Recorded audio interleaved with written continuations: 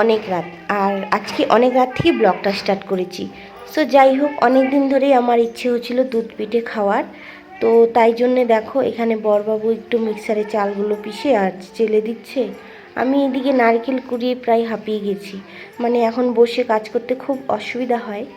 যাই হোক দেখো, আমি এখানে নাড়ুটা মানে পাকিয়ে নিচ্ছি। নাড়ু না, সরি, আজকে তো নাড়ু বানাবো না, মানে সে কী বলে ওটাকে, নারকেলের পুর বানাবো। তো অনেক দিন হয়ে গেছে পিঠা খাওয়া হয় না আমাদের মধ্যে। তো স্বাদ না হলে পিঠা খায় না। তো স্বাদ তো হয়ে গেছে আমার, তো স্বাদের সময় তো পিঠে বানিয়ে দেওয়ার মতো কেউ ছিল না। যাই হোক, এখন তাই জন্য আমি নিজেই বানানোর চেষ্টা করছি পিঠেটা। সো চলো। শুভ সকাল আমার প্রিয় বন্ধুরা, সবাই কেমন আছো? আশা করছি সবাই খুব ভালো আছো। আর আমি খুব একটা ভালো নেই জানো, মানে পিঠেগুলো বানালাম খুব আশা করে, এখানে তো কেউ নেই, মানে কে বানিয়ে দিবে। আমার ইচ্ছে হয়েছিল খাওয়ার, তো আমি নিজেই চেষ্টা করলাম।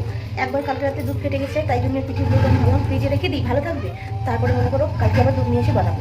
কিন্তু আজকে দেখছি পিঠেগুলো মনে করো একদম খুলে খুলে ফেটে গেছে, একদম বেকার হয়ে গেছে। তাই জন্য মনটা খুব একটা ভালো নেই। তো চলো পুরো ব্লগটা দেখতে থাকো, কী কী করি, আর তোমাদেরকে জানাবো পিঠেটা খেয়ে কেমন হয়েছে। একদম খিচুড়ি বানিয়ে দিয়েছি, চলো। দেখো তোমাদেরকে একটু দেখিয়ে নিই কী অবস্থা। এখানে আবার আজকে দুধ মানে মাঙালাম কাউকে দিয়ে, একটা ভাইয়াকে দিয়ে।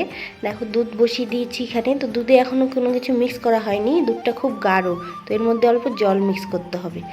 তো যাই হোক, দুধটাকে একটু জাল করে নিচ্ছি। আর পিঠেগুলোর অবস্থা দেখো কীরকম হয়ে গেছে একদম। আমি তো জানি না যে ফ্রিজে রাখলে আবার এরকম ফেটে ফেটে যাবে। একদম ফেটে ফেটে গেছে। আমি ভাবছি ওখানে থাকলে ভালো থাকবে, সকালে উঠে দুধে জাল করে নিব। আর দুধটা তো কখন আনাবো কোনো গ্যারেন্টি নেই, যেহেতু বড়বাবু সকাল সকাল ডিউটি চলে যায়।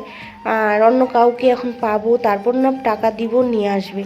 তো যাই হোক দেখো, এখানে আমি প্রায় বসিয়ে দিয়েছি। আর পুরো নারিকেলের খিচুড়ি হয়ে গেছে, সব নারিকেলগুলো বের হয়ে গেছে, কি আর বলবো। তো যাই হোক, খারাপ লাগেনি পরে খেতে, মোটামুটি ঠিকই লাগছিল। আর দুধ পিঠা মানে একটু কামড় দিয়ে কেটে কেটে খেলে বেশি ভালো লাগে। তো যাই হোক, কি আর করা যাবে বলো। কিন্তু যাই হোক, খাওয়া গেছিলো, খারাপ না। তো চলো পিঠেটা বানায় আবার রান্না করতে হবে, অনেক কাজ আছে। তো রান্না বান্না প্রায় আমার শেষ, সবটা তো তোমাদের সঙ্গে শেয়ার করা যায় না। এই যে দেখো, এখানে আমি বানিয়ে নিচ্ছি কি বলে, পটলের চোচা, আর হলো রসুন আর পেঁয়াজ কাঁচা লঙ্কা সব দিয়ে কালো জিরা দিয়ে একটা বাটা। এই বাটাটা খেতে আমার এত ভালো লাগে, আমি বড়বাবুকে বলি সবসময় পটল আমার জন্য নিয়ে আসবা, পটলের তরকারি তুমি খাবা, বাটা খাবো আমি। মানে আমিও ভালোবাসি পটল খেতে, যেহেতু এখানে অত পাওয়া যায় না, আর খুব দাম জানো বন্ধুরা।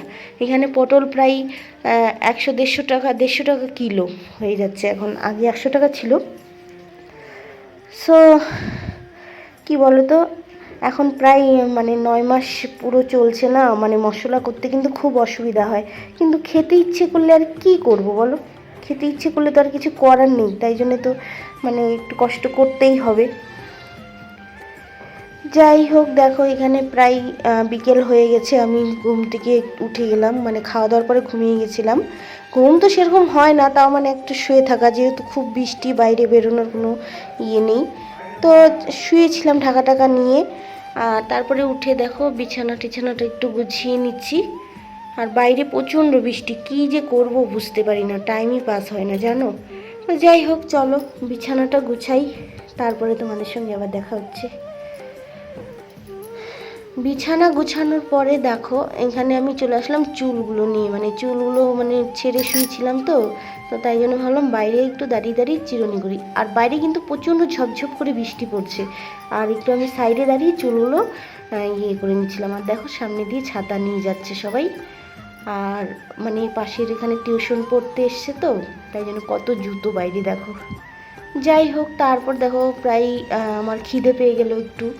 খিদে পাওয়ার পর আমি যে ওই পিঠেগুলো নিয়েই বসলাম খেতে। তবে ফ্রিজে রাখা হয়েছিল তো, ঠান্ডা ঠান্ডা মিষ্টি জিনিসটা না, ঠান্ডাটা বেশ ভালো লাগে।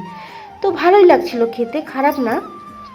মানে কি আর বলবো এখন, ভালো তো বলতেই হবে বলো। আর সত্যি কথা বলতে এখন না এতটাই মানে অস্বস্তি লাগে সব কিছু করতে। দেখো খেতে খেতে বসে গেলাম একদম সোজা হয়ে।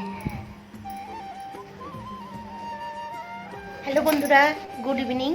তো আজকে কি বলো তো, এই তো বললাম তো তোমাদের সঙ্গে শেয়ার করলাম যে খাচ্ছিলাম এটা। তো এটা খেতে খেতেই আজকে ব্লগটা শেষ করব। ব্লগটা কেমন লেগেছে সবাই অবশ্যই জানিও। আর দেখা হচ্ছে নেক্সট ব্লগে। ততক্ষণে তোমরা সবাই অনেক অনেক ভালো থেকো। আর চলো তাহলে আজকে এখানেই ব্লগটা শেষ করি। আর বাকি অনেক কাজ আছে, সব কিছু তো আর শেয়ার করা যাবে না, কারণ এত বড় বড় ব্লগ আমি মানে দিতেই পারবো না, কারণ আমার কাছে অত নেটই থাকে না। তো যাই হোক, চলো, বাই বাই।